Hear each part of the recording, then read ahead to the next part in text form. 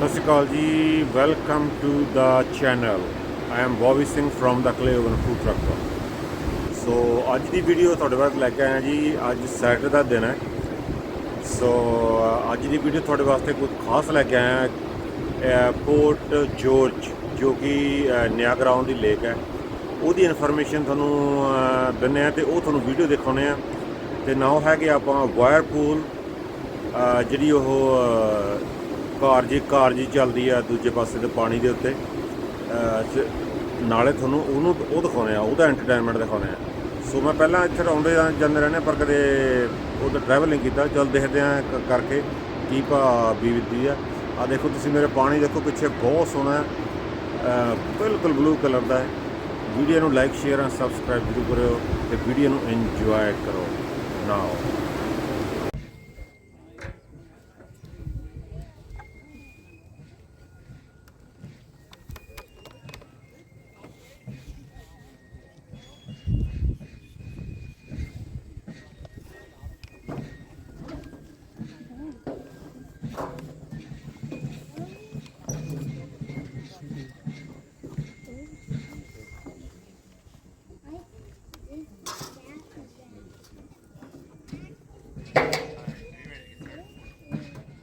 All right, well, welcome everyone. We're about to get started. However, before we do, we're just going to quickly offer this in French as well. Yeah, hi folks. I'm here to offer the presentation in French. Bonjour, je suis ici pour offrir la présentation en français. Est-ce qu'on a des francophones? Does anybody want it in French? We're good with English? Okay. All right, well, welcome everyone to our musket demonstration today. My name is Fred, and in a few minutes, I'm going to be joined by a few more people dressed in red coats. We're going to take the field, we're going to fire a few shots out of these muskets. However, before we get to that, I'm just going to talk very quickly about what this thing is, how it works, so you have some sense of what's going on when we're doing the demonstration. So, here at Fort George, we represent the War of 1812, and at the time, the whole of Canada is a British colony, so it's a British army, and at the time, and really since about the 1730s, so a very long time, the main weapon of a British soldier had been this thing right here. It's called a brown bess musket, so brown like the color, bess like the name. It is a flintlock musket, and that just means that it works on a flint and steels and stuff. So there's a sharp rock right here, that's the flint. There's a hardened piece of steel, and when you pull the trigger, all that really happens is that piece of flintstone goes forward, hits that piece of metal, flint strike the steel will make sparks. Those sparks fall into this little dish right here called the flash pan. You pour some gunpowder into there, the spark hits the gunpowder, which gets it to ignite, which gets the weapon to fire. Basically, it is sharp rock, hit metal, make spark, go boom. It's not much more complicated than that. It's pretty straightforward. And by the year 1812, all across the globe, all the major powers are using these flintlock muskets. This is as advanced as it really gets in the year 1812. So the British, the Americans, the French, the Spanish, the Portuguese, the Dutch, even all the way out to East Asia, India, China, they're all using the flintlock musket because at least for its day, this was considered a very efficient piece of military technology, and it all came down to its rate of fire. This is not a machine gun for us today. A well-trained soldier could usually get off 3 or 4 rounds a minute, so a shot every 15 to 20 seconds roughly, which I know, based on your faces right now, you're very impressed by that. That doesn't sound like a machine gun to us today, but if you just think about it with a little bit of scale, for example, at the Battle of Fort George, between the British and the American forces, there was about 6,000 men present, and they could all do 4 rounds a minute, which is the ideal. Every 60 seconds, 24,000 rounds are going to cross the field, and if they stood there for an hour, they were going to get up closer to 1.5 million. So, one musket, I cannot stress how important it is that you take the ramrod back out. But with that, you are ready to fire one shot. It can misfire. We're going to hope that it works. There was 3 commands to fire. The first was make, ready, present, fire. And with that, you can see the musket in use. Now, in addition to a musket, and we will do a bit more firing in just a moment, there was also a bayonet, which is a long spike that attaches onto the end of the musket. And it's helpful to think of the musket as much as a firearm as it could be a spear, especially when you're fighting at close range. if you're, say, 50 yards away from someone, the weapon takes 15 seconds to load. It's pretty easy to run towards the enemy and stab them with the bayonet faster than they were going to load and fire their weapon. So the bayonet charge, as it was called, where 1,000 men, you're going to do the same formation that they're going, 2 ranks deep, but all 1,000 men across. You would subdivide into companies, which are groups of 100 men. 100 men fire, you wait 2 seconds, and the next 100 men, wait 2 seconds, and the next 100 men, then the next 100 men, then the next 100 men. And by the time that the last group is going, the first group has reloaded again, you start the process over. And by firing in these positions, if any enemy force is approaching you across the field, it was incredibly dangerous. One musket doesn't like to work all the time. If you're by yourself, your musket's not working, you're not really contributing much to the battle. But if you're in groups of even, say, 6 men, it doesn't really matter if your musket's not working. And again, with accuracy, one musket ball had a tendency to go up or down or left or right. But a company firing at you, 100 men, is coming at you like a wall of lead. Somebody is going to hit something. Somebody's going to get the job done. And by fighting in these ways, you could fend off the risk of a frontal charge. And this is actually the basic formation that you're going to see both of the armies in the War of 1812 fighting in. The line. Both British and Americans used this formation at pretty much every major battle of the war.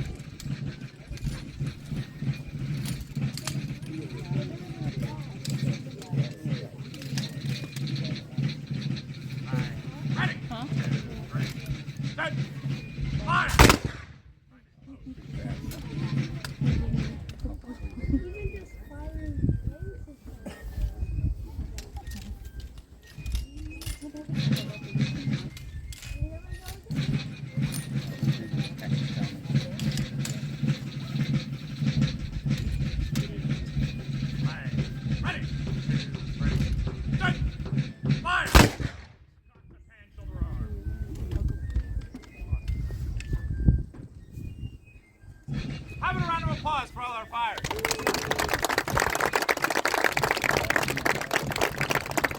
Now, as forces were firing, these don't use modern smokeless powders. You can probably see all the smoke that we were creating as we were firing. Now, that smoke had a few big problems on the battlefield. Problem number one, you can get up into the best camouflage known to man today. You can wear a dark green coat, you can paint your face green, you can put leaves and sticks into your hat, you can look like a bush, hide on the battlefield, and you are going to fire this weapon exactly one time, and the noise and the smoke created by it is going to cause any American soldier to say, that bush appears to be firing at me, and they're going to go and investigate. And so as a result, camouflage is not super common in this time period, and one of the most common questions we get here at Fort George is why we are dressed up as if we are putting on a Broadway production of the Nutcracker with these tall black hats, bright red coats, and convenient shoot me here, excellent crosses right across the chest. During this war and during this time period in general, armies of the time period tend to wear very bright, very colorful uniforms, and that is because just us firing with 6 people probably didn't seem like that much smoke. Multiply us by 1,000, throw in a few cannons, and suddenly you have a lot of smoke on the battlefield. It was not unheard of for armies to just disappear behind the clouds of smoke. In fact, the term fog of war was first coined by an American author to describe the literal smoke wafting across the battlefield. And so armies are kind of dressing up in a reverse camouflage. The goal is to be very visible. It's to make sure that you don't disappear. If someone's an officer or general, or even just your reinforcements behind you, you didn't want them to accidentally fire at you. So the British wore red, the Americans wore blue, and including up here in Upper Canada, the Canadian militias often wore green, so pretty similar to modern day camouflage. but it wasn't really serving that purpose. It was more just standing out as a team color to identify them on the field. Now, with that said, if anyone wants a photo with our red coats, you're more than happy to welcome to come on up and take one. They're going to look a bit more pointy, but I promise they don't bite. They just smell a little bad. I'm going to be make them white again. Some units did wear different color pants. Lots of units wearing gray pants, cover the dirt. But most armies today were wearing white. It was actually to do with cleaning. Most dyes in this period will run out very quickly. Most dyes red to match the coat, the red dye is going to run out.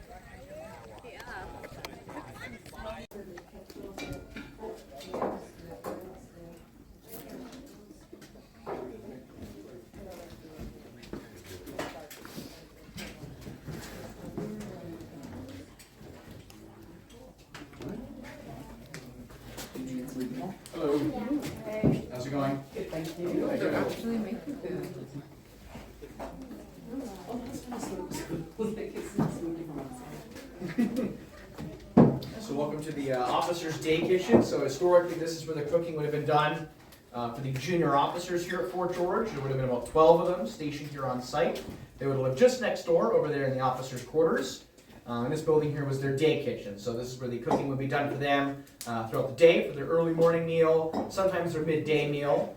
And so being commissioned officers, they like to eat much nicer than the men. And so in front of you on the table there, you can see that board. It gives you a good example of some of the foods that the commissioned officers would be fond of eating, particularly in the evening when they would have retired to the officers' mess just outside of this building down near the Niagara River at a place called Navy Hall. I can't offer you anything off of that board, but if you'd like, you can try some shortbread. Any takers? You're gonna have to speak up. I'm a little hard of hearing. From shooting? Yes. Thank you very much. Thank you. No problem. Thank you. No problem. Thank you. My pleasure. There you are. It's really nice. Thank you.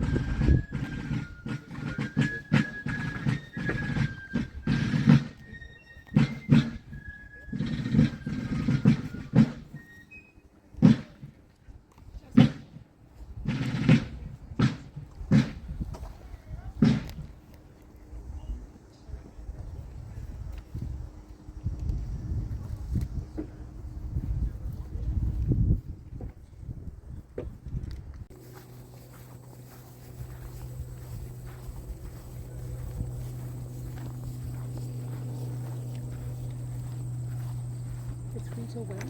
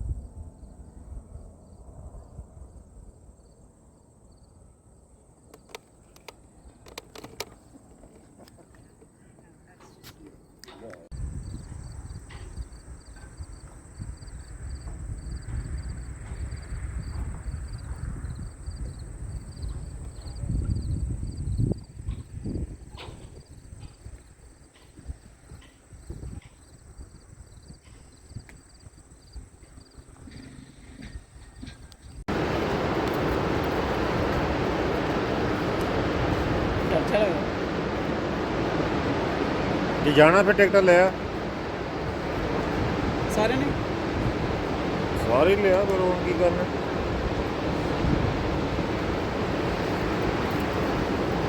ਇਹ ਹੈ ਜੀ ਪਾਣੀ ਜਿਹੜਾ Niagara fall ਵਾਲਾ ਗਿਰਦਾ ਨਾ, ਉਹ ਪਾਣੀ ਸਾਰਾ ਇੱਧਰ ਆਉਂਦਾ ਪਰਲੇ ਪਾਸੇ। ਸਾਹਮਣੇ ਹੈਗਾ United State of America, USA, Trump ਦਾ ਮੁਲਕ, ਜਿਹੜਾ ਕਿ ਟਰੰਪ ਪਾਗਲ ਹੋਇਆ ਪਿਆ ਅੱਜ ਕੱਲ੍ਹ ਜਿੱਦਾਂ। ਉਹਦੇ ਕੀ ਕਹਿਣੇ ਆ। ਸੋ ਇਹ ਇੰਜੋਏ ਕਰੋ ਜੀ, ਵਿਊ ਬਹੁਤ ਵਧੀਆ। ਸਾਹਮਣੇ ਬਿਲਕੁਲ USA ਆ, USA ਦਾ ਸਾਈਡ ਆ ਉਹ ਤਾਂ ਫਿਰ ਰਹੀ ਹੈ ਪਬਲਿਕ ਵੀ।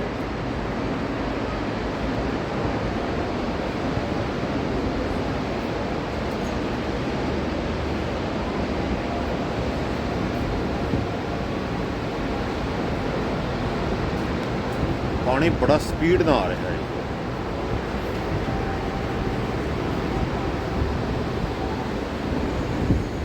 ਸੋ ਜੀ ਆਹ ਹੈਗੀ ਵਾਇਰਪੂਲ, ਇੱਥੋਂ ਚੱਲਦੀ ਆ।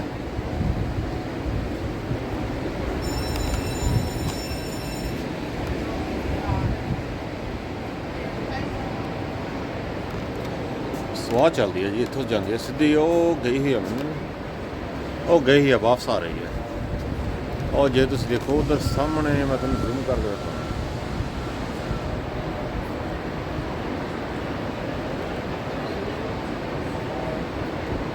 ਵਾਪਸ ਆ ਰਹੀ ਹੈ ਹੁਣ। ਸੋਚ ਆਪਾਂ ਬੈਠ ਕੇ ਅੱਜ ਸਫ਼ਰ ਕਰਾਂਗੇ। ਸੋ ਆ ਇਹਦੀ ਲੋਕੇਸ਼ਨ ਇੱਥੋਂ ਚੱਲਦੀ ਆ, ਜਿਹੜੀ 에ਅਰ ਕੰਡੀਸ਼ਨ ਦੇ ਬੈਕ ਸਾਈਡ ਤੋਂ। ਚਲੋ ਉੱਥੇ ਦੇਖਦੇ ਹਾਂ ਕੀ ਭਾਅ ਬੀਤੀ ਹੈ। ਇਹ ਹੈ ਜੀ ਨਿਆਗਰਾ ਪਾਰਕਸ ਵਾਇਰਪੂਲ ਐਰੋ ਕਾਰ। ਸੋ ਇੱਥੇ ਹੈ ਜੀ, ਸੋ ਦੇਖੋ ਲਾਈਨਾਂ ਕਾਫੀ ਲੱਗੀਆਂ ਹੋਈਆਂ ਨੇ। ਸੋ ਟਿਕਟ ਕੈਨੇਡਾ ਦੇ ਵਿੱਚ ਇਹੀ ਬਹੁਤ ਵੱਡੀ ਪ੍ਰੋਬਲਮ ਹੈ। ਕੈਨੇਡਾ ਕੰਟਰੀ ਇੱਦਾਂ ਦਾ ਕਿ ਜਿਹੜੀ ਤਰ੍ਹਾਂ ਟਿਕਟਾਂ ਤੁਹਾਨੂੰ ਧੂਆਂ ਕੱਢ ਦਿੰਦੀਆਂ ਨੇ। ਇੱਥੇ ਪਤਾ ਨਹੀਂ ਹੈ ਗੌਰਮੈਂਟ ਇੱਥੇ ਦੀ ਕਿੱਦਾਂ ਹੈ। 30-30 35-35 ਡਾਲਰ ਟਿਕਟਾਂ ਲਾਈਆਂ ਹੋਈਆਂ। ਇਹ ਕਹਿੰਦੇ ਨੇ ਵੀ ਅੱਜ ਹੀ ਵੀ ਲੋਕਾਂ ਨੂੰ ਲੁੱਟ ਕੇ ਅਮੀਰ ਬਣ ਜਾਈਏ। ਜਿੱਦਾਂ ਟਿਕਟ ਹੋਣੀ ਚਾਹੀਦੀ ਘੱਟ, ਅਤੇ ਪਬਲਿਕ ਜਿਹੜਾ ਆਮ ਬੰਦਾ ਰੈਗੂਲਰ ਵੀ ਅਫੋਰਡ ਕਰ ਸਕੇ ਜਿਹਦਾ। ਸੋ ਇਹ ਹੈ ਜੀ ਵਾਇਰਪੂਲ ਐਰੋ। ਅੱਗੇ ਤੁਹਾਨੂੰ ਦਿਖਾਉਂਦੇ ਆ ਸੀ ਇਹਦਾ ਕੀ ਸੀਨ ਹੈਗਾ। टाइम देख ही ਬੋਲੇ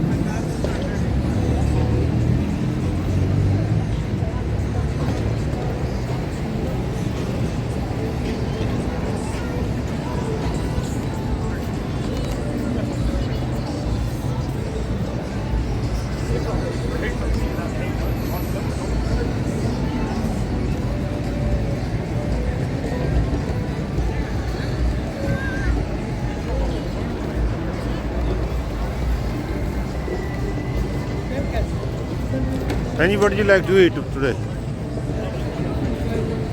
It's okay, or you want something else?